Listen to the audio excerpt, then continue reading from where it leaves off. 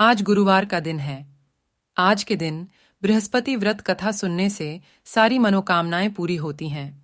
दोस्तों, देव गुरु बृहस्पति को बुद्धि और शिक्षा का कारक माना जाता है।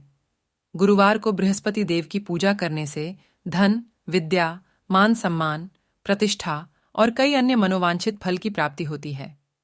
धार्मिक ग्रंथों के अनुसार गुरुवार को भगवान बृहस्पति की पूजा का विधान है। गुरुवार के दिन व्रत और कथा सुनने से घर परिवार में सुख समृद्धि बनी रहती है। आइए जानते हैं गुरुवार व्रत कथा के बारे में। कथा के अनुसार प्राचीन काल की बात है। किसी राज्य में एक बड़ा प्रतापी और दानी राजा राज करता था। वह हर गुरुवार को व्रत रखकर दीन दुखियों की मदद करके पुण्य प्राप्त करता था, परंतु ये बात उसकी रानी को अच्छी नहीं लगती थी। वह न तो व्रत करती थी और न ही दान पुण्य में विश्वास रखती थी। इतना ही नहीं, वह राजा को भी ऐसा करने से मना करती थी। एक समय की बात है, राजा शिकार खेलने के लिए वन गए। घर पर रानी और दासी थीं। उसी समय गुरु बृहस्पति देव साधु का रूप धारण कर राजा के दरवाजे पर भिक्षा मांगने आए। साधु ने जब रानी से भिक्षा मांगी तो वह कहने लगी, हे साधु महाराज, मैं इस दान और पुण्य से तंग आ गई हूं। आप कोई ऐसा उपाय बताएं जिससे कि। इतना सुनकर बृहस्पति देव ने कहा, हे देवी, तुम बड़ी विचित्र हो। संतान और धन से कोई दुखी होता है। अगर अधिक धन है तो इसे शुभ कार्यों में लगाओ। कुंवारी कन्याओं का विवाह कराओ।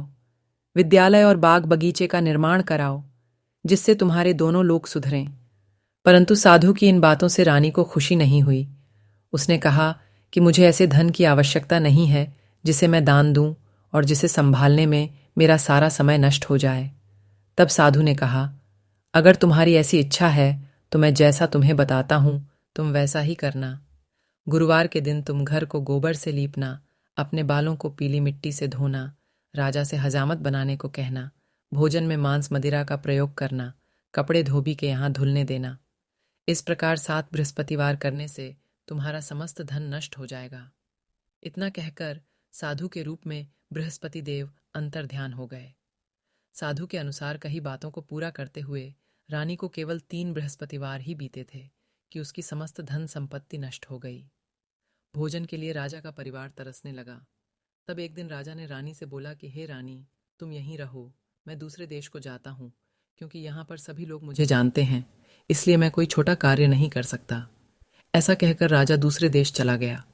वहां वह जंगल से लकड़ी काट कर लाता और शहर में बेचता। इस तरह वह अपना जीवन व्यतीत करने लगा। इधर राजा के परदेश जाते ही रानी और दासी दुखी रहने लगी।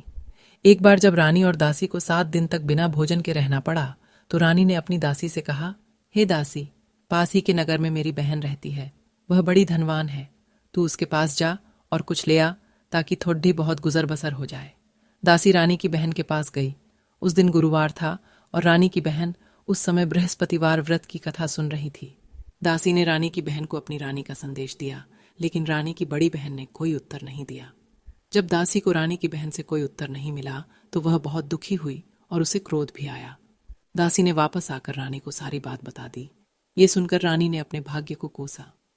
उधर रानी की बहन ने सोचा कि मेरी बहन की दासी आई थी, परंतु मैं उससे नहीं बोली, इससे वह बहुत दुखी हुई होगी। कथा सुनकर और पूजा समाप्त करके वह अपनी बहन के घर आई और कहने लगी, हे बहन, मैं बृहस्पतिवार का व्रत कर रही थी। तुम्हारी दासी मेरे घर आई थी, परंतु जब तक कथा होती है तब तक न तो उठते हैं और न ही बोलते हैं, इसलिए मैं नहीं बोली। बताओ दासी क्यों आई थी? रानी बोली, बहन, तुमसे क्या छिपाऊं, हमारे घर में खाने तक को अनाज नहीं है। ऐसा कहते कहते रानी की आंखें भर आईं। उसने दासी समेत पिछले 7 दिनों से भूखे रहने की पूरी बात अपनी बहन को बता दी। रानी की बहन बोली, देखो बहन, भगवान बृहस्पति देव सबकी मनोकामना को पूर्ण करते हैं। देखो, शायद तुम्हारे घर में अनाज रखा हो। पहले तो रानी को विश्वास नहीं हुआ, पर बहन के आग्रह करने पर उसने अपनी दासी को अंदर भेजा तो उसे सचमुच अनाज से भरा एक घड़ियच्छा मिल गया।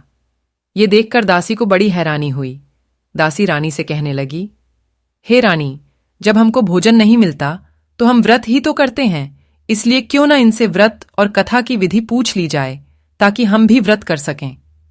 तब रानी ने अपनी बहन से बृहस्पतिवार व्रत के बारे में पूछा। उसकी बहन ने बताया, बृहस्पतिवार के व्रत में चने की दाल और मुनक्का केले की जड़ में अर्पित करें तथा दीपक जलाएं, व्रत कथा सुनें और पीला भोजन ही करें। इससे बृहस्पति देव और भगवान विष्णु प्रसन्न होते हैं। व्रत और पूजा की विधि बताकर रानी की बहन अपने घर को लौट गई। 7 दिन के बाद जब गुरुवार आया तो रानी और दासी ने व्रत रखा। वह घुड़साल में जाकर चना और गुड़ लेकर आईं। फिर उससे केले की जड़ तथा विष्णु भगवान की पूजा की। अब पीला भोजन की चिंता को लेकर दोनों बहुत दुखी हुईं। चूंकि उन्होंने व्रत रखा था, इसलिए बृहस्पति देव उनसे प्रसन्न थे। वह एक साधारण व्यक्ति का रूप धारण कर 2 थालों में पीला भोजन दासी को दे गए। भोजन पाकर दासी प्रसन्न हुई और फिर रानी के साथ मिलकर भोजन ग्रहण किया। उसके बाद वह सभी गुरुवार को व्रत और पूजा करने लगी। बृहस्पति देव की कृपा से उनके पास फिर से धन संपत्ति आ गई, परंतु रानी फिर से पहले की तरह आलस्य करने लगी। तब दासी बोली, देखो रानी, तुम पहले भी इस प्रकार आलस्य करती थी। तुम्हें धन रखने में कष्ट होता था, इस कारण सभी धन नष्ट हो गया, और अब जब देव बृहस्पति की कृपा से धन मिला है तो तुम्हें फिर से आलस्य होने लगा है। रानी को समझाते हुए दासी कहती है कि बड़ी मुसीबतों के बाद हमने ये धन पाया है, इसलिए हमें दान पुण्य करना चाहिए, भूखों को भोजन कराना चाहिए और धन को शुभ कार्यों में खर्च करना चाहिए। इससे तुम्हारे कुल का यश बढ़ेगा, स्वर्ग की प्राप्ति होगी और पितृ प्रसन्न होंगे। दासी की बात मानकर रानी अपना धन शुभ कार्यों में खर्च करने लगी। इससे पूरे नगर में उसका यश बढ़ने लगा। बृहस्पतिवार व्रत कथा के बाद श्रद्धा के साथ आरती की जानी चाहिए। इसके बाद प्रसाद बांटकर उसे ग्रहण करना चाहिए।